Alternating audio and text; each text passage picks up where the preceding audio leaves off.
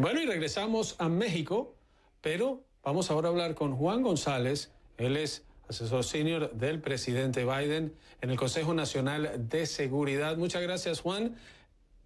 Resultado, ¿qué traen ustedes en esta gira de Guatemala y México? ¿Qué concreto pueden presentar hoy?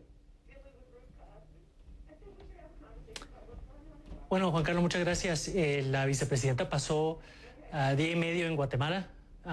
Tuvo una reunión de hora y media con el presidente Alejandro Yamatei, donde abarcaron varios temas de prosperidad compartida, temas de anticorrupción, temas de el combate en contra de los narcóticos, y anunciaron varias iniciativas, una de los Estados Unidos, una fuerza de tarea en contra de la corrupción, otra fuerza de tarea en contra de los grupos traficantes de personas, pero también unas iniciativas económicas para poder cooperar y crear lo que dice Alejandro Yamatei, un muro para la prosperidad. Entonces fue una reunión muy profesional.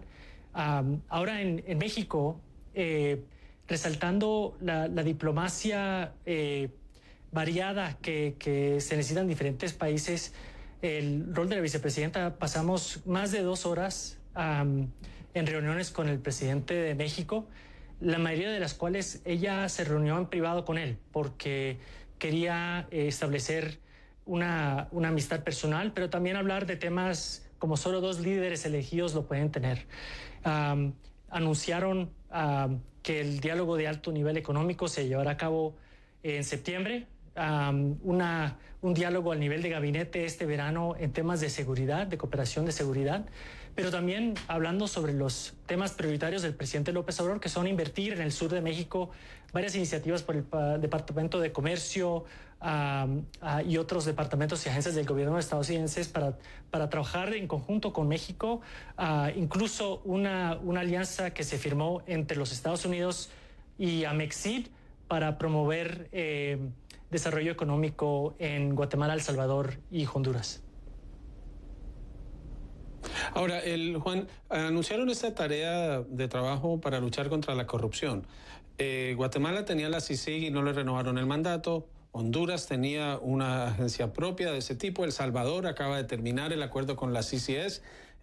¿Cómo van a hacer en esta oportunidad para poder combatir la corrupción cuando dentro de los mismos círculos políticos de esos países no parece haber interés en verdaderamente combatir la corrupción, aún con respaldo, por ejemplo, de republicanos aquí en Washington?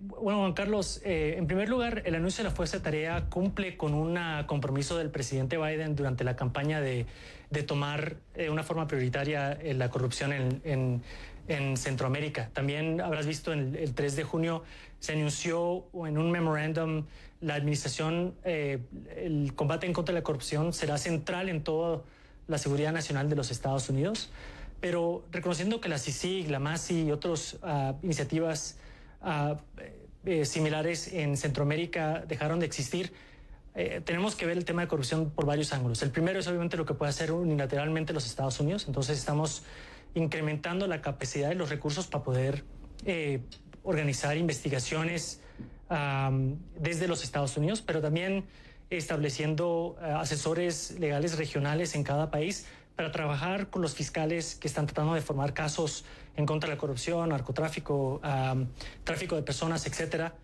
Pero también algo que es único a lo que ha hecho la vicepresidenta. Ella ve la lucha en contra la corrupción algo que tiene que ser en alianza con el sector privado. Entonces, ella hizo un llamado a acción con varios dirigentes empresariales antes de venir acá. Y el propósito es que el combate a la corrupción es algo que tiene beneficios económicos para los países de la región. Entonces, ella quiere contrarrestar el flagelo de la corrupción, que para nosotros es un tema que lleva a la migración desde todos los ángulos posibles. Usted no es la primera vez que trabaja este tema.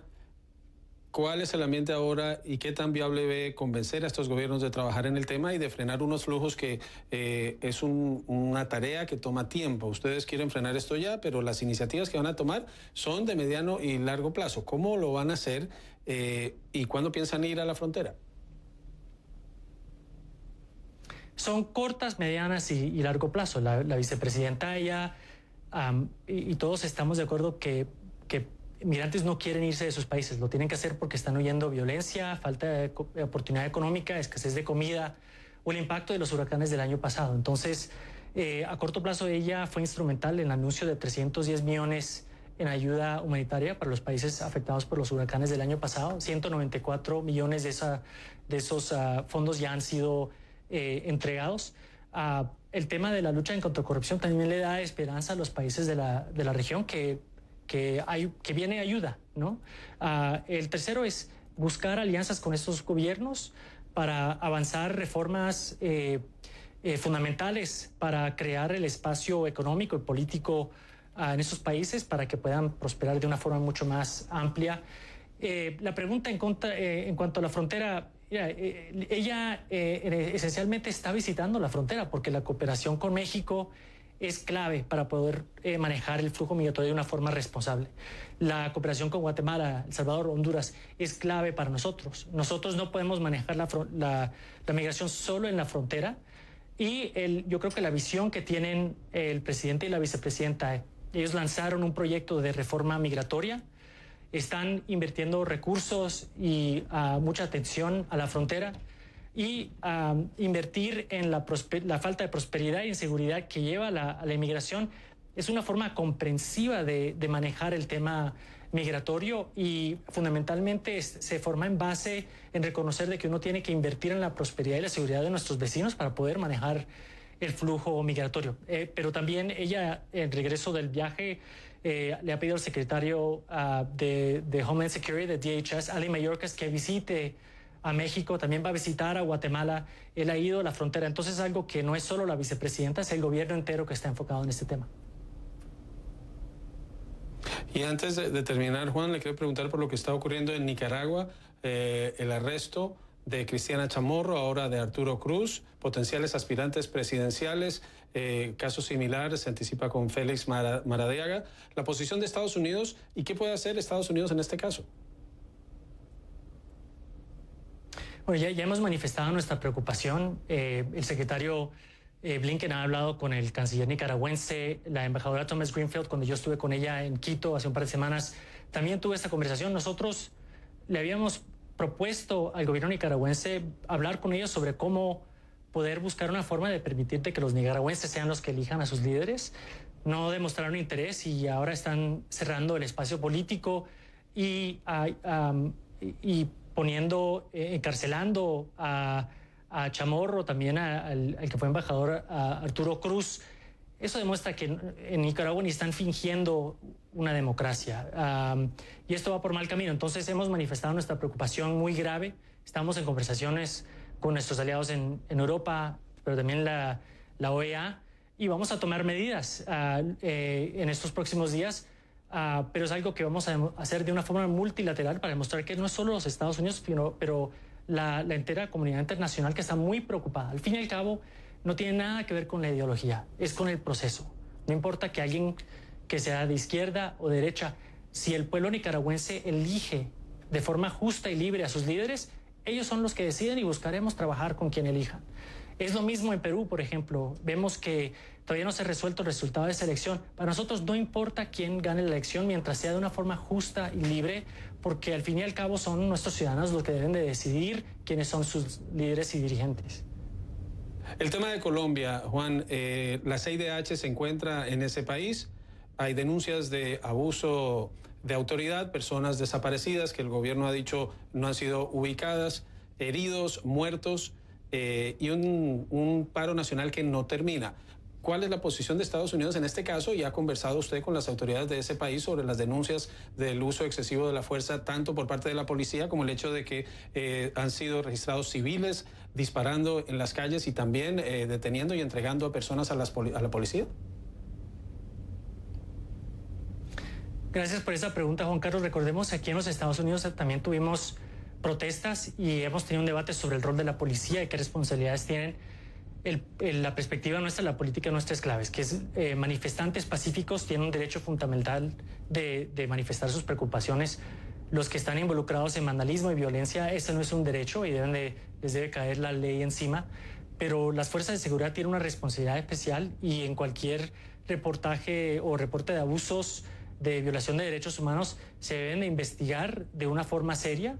Y eso es lo que ha dicho el gobierno colombiano y vamos a tomar la palabra de ellos.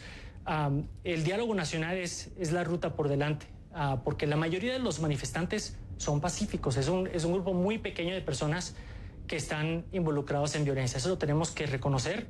La forma en que la habilidad de Colombia, no solo Colombia, pero los Estados Unidos, Perú y otros respondan a estas manifestaciones, dice algo sobre la habilidad de las democracias de poder rendir resultados. Entonces aquí el diálogo nacional que está promoviendo el presidente Duque es la ruta correcta, y los Estados Unidos fundamentalmente ha apoyado a Colombia por muchos años, seguirá apoyando al pueblo colombiano, pero los amigos tenemos que ver las cosas de una forma muy de frente. Apoyamos la paz, el diálogo constructivo, pero para nosotros el respeto de los derechos fundamentales de los derechos humanos es clave, sin importar cuál país sea.